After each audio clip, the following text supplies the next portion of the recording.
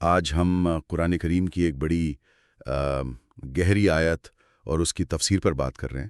ہمارے پاس ایک ماخذ ہے، ہدایت اور گمراہی کا سودا۔ تو اسی کی روشنی میں دیکھتے ہیں۔ مقصد یہ سمجھنا ہے کہ یہ کیسی تمثیلی تجارت ہے جہاں ہدایت دے کر گمراہی خریدی جا رہی ہے۔ آیت کچھ یوں ہے: اولئک الذین اشتروا الضلالۃ بالہدی فما ربحت تجارتہم وما کانوا مہتدین۔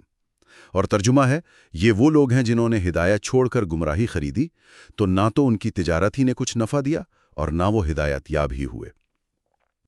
تو یہ جو پہلا حصہ ہے، اشتروا الضلالۃ بالہدی، ہدایت کے بدلے گمراہی خریدنا، یہاں یہ خریدنے سے کیا مراد ہے؟ یہ لفظ اشتروا، جی یہ بہت کلیدی لفظ ہے۔ اشترو کا جو روٹ ہے اس کا مطلب عام طور پر خریدنا ہی ہوتا ہے، لیکن یہاں تفسیر میں اس کا معنی استبدال لیا گیا ہے۔ استبدال یعنی بدل لینا، بالکل، ایک چیز دے کر دوسری چیز لے لینا۔ تو یہاں ضلالت یعنی گمراہی یا کہہ لیں کفر، اسے لیا گیا ہے ہدا یعنی ایمان یا ہدایت کے بدلے میں۔ اچھا، تو انہوں نے ایمان دے کر کفر کو چن لیا، اس کو تجارت کہا جا رہا ہے؟ جی ہاں، ایک انتخاب کا عمل ہے جسے تجارت کے استعارے میں بیان کیا گیا ہے۔ ٹھیک، پھر آگے آتا ہے فما ربحت تجارتہم، ان کی تجارت نے نفع نہیں دیا۔ یہ تجارت گھاٹے کا سودا کیوں ہے؟ صرف اس لیے کہ نفع نہیں ہوا؟ دیکھیں، بات صرف نفع نہ ہونے کی نہیں ہے۔ اصل میں تجارت کا اصول کیا ہوتا ہے؟ آپ اپنا اصل سرمایہ یعنی کیپٹل محفوظ رکھتے ہیں اور اس پر منافع کماتے ہیں۔ صحیح۔ یہاں معاملہ یہ ہوا کہ ان لوگوں نے منافع کمانا تو دور کی بات، انہوں نے اپنا اصل سرمایہ ہی گنوا دیا۔ اوہ، اصل سرمایہ وہ کیا ہے اس تناظر میں؟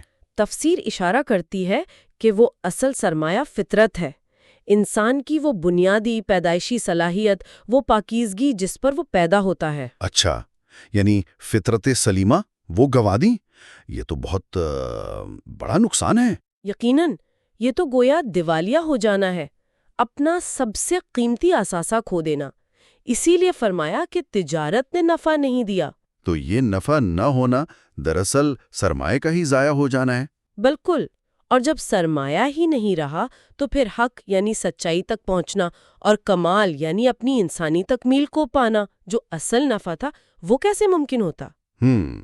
اسی لیے آیت کا اختتام ہے وَمَا كَانُوا مُهْتَدِينَ، اور وہ ہدایت پانے والے نہ ہوئے، وہ راستے سے ہی بھٹک گئے اس سودے کی وجہ سے۔ صحیح، یہ بات تو واضح ہو گئی۔ ایک اور لطیف نکتہ اس میں یہ بھی ہے کہ نقصان کو براہ راست تجارت سے منسوب کیا گیا ہے۔ فما ربحت تجارتہم، تجارت نے نفع نہیں دیا۔ ہاں، یہ نہیں کہا کہ تاجروں نے نفع نہیں کمایا۔ جی، اسے مجازی اسناد کہتے ہیں۔ یہ انداز بیان اس سودے کی شدت اور اس کی ناکامی پر زور دیتا ہے کہ گویا یہ ڈیل ہی فنڈامنٹلی فلاڈ تھی۔ سمجھ گیا۔ تو خلاصہ یہ ہوا کہ یہ آیت ایک بہت ہی طاقتور استعارہ استعمال کر رہی ہے، ایک ناکام بزنس ڈیل کا استعارہ، یہ سمجھانے کے لیے کہ ایمان چھوڑ کر کفر اپنانا کیسا عمل ہے، اور نقصان صرف یہ نہیں کہ کوئی فائدہ نہیں ہوا، بلکہ اصل نقصان تو اپنی بنیاد، اپنی فطرت کو ہی تباہ کر دینے کا ہے۔ بالکل درست، آپ نے صحیح سمجھا، یہ اپنی اصل کو بیچ دینے والی بات ہے۔ تو پھر اس سب سے ایک اہم سوال ذہن میں آتا ہے۔ جی؟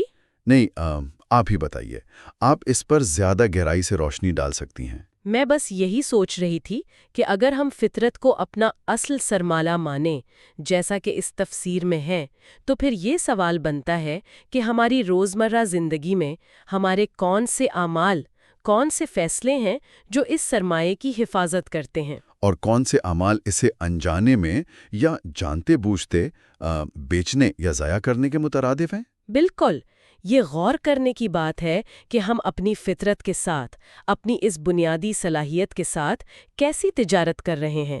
کیا ہم نفع میں ہیں یا خدا